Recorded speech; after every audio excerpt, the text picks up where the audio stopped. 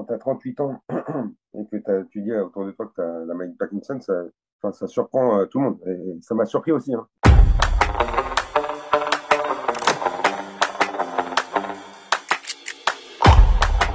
Alors, je m'appelle Anthony, j'ai eu 40 ans la semaine dernière. J'ai été diagnostiqué avec de la maladie de Parkinson au mois de juillet 2021. J'avais 38 ans. C'est les neurones dopaminergiques, donc c'est les neurones qui fabriquent la dopamine qui est à l'origine des mouvements du corps, les mouvements instinctifs qu'on apprend quand on est tout petit, comme le ballon des bras ou l'équilibre ou quoi. Et ben, ces neurones, ils se dégradent petit à petit dans le cerveau. Tout ce qui est moteur au niveau des mouvements du corps, c'est pas uniquement des tremblements. Tu t'aperçois que c'est une maladie que les gens connaissent pas beaucoup. Je me suis aperçu qu'il y avait un problème à cause de ma main et de mon bras droit. J'avais la main vachement raide, enfin, les doigts qui pliaient plus correctement, comme si c'était rouillé en fait. J'avais perdu de l'agilité, de la dextérité. En fait, chaque geste de la vie quotidienne, je me sentais de plus en plus gêné, voire handicapé. C'est pour ça que j'ai commencé à me filmer, à filmer mes symptômes et à les montrer pour justement commencer à sensibiliser et à montrer d'une qu'on pouvait l'avoir avant 60 ans et de deux pour montrer ce que c'était comme symptôme. La période juste après diagnostic, elle a été beaucoup plus facile à gérer que la période d'avant le diagnostic, parce que avant le diagnostic, j'avais des problèmes donc moteurs, mais je ne savais pas ce que j'avais. Donc, d'une part, je ne pouvais pas l'expliquer aux gens, puisque moi-même, je ne savais pas ce qui se passait. Donc, en fait, une fois que j'ai eu le diagnostic et que je me suis refait le film des 3-4 dernières années, tout est devenu tellement logique qu'en fait, ça m'a fait du bien. Tu vois, le diagnostic, il m'a quand même mis une petite claque. Parce que ça fait jamais plaisir d'apprendre qu'on a une maladie neurodégénérative. Mais en fait, ça m'a expliqué tellement de trucs, c'est devenu clair en fait.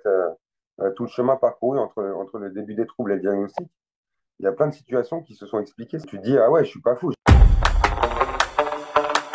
pense que le fait d'être très mobile et de toujours être en activité sportive depuis l'enfance, je pense que la maladie elle m'a attaqué peut-être un peu moins fort que quelqu'un qui aurait été pas sportif du tout, tu vois.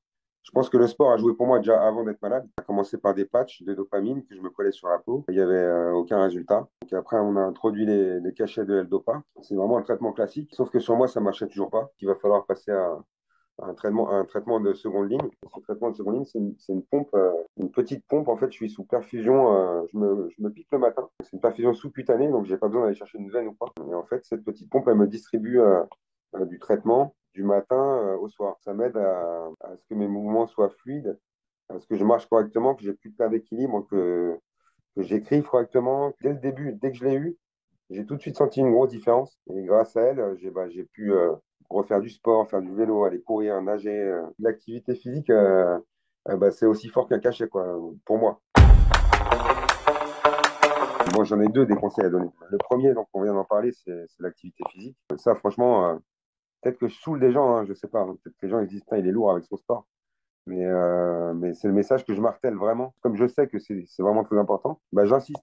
Et j'insiste et c'est vraiment un conseil que je donne à beaucoup de gens qui viennent me poser des questions. Et le deuxième conseil que je donne, c'est de se libérer, d'en parler autour de soi, de se confier, de ne pas garder ça pour soi. On a déjà un truc qui nous ronge un peu la tête physiologiquement.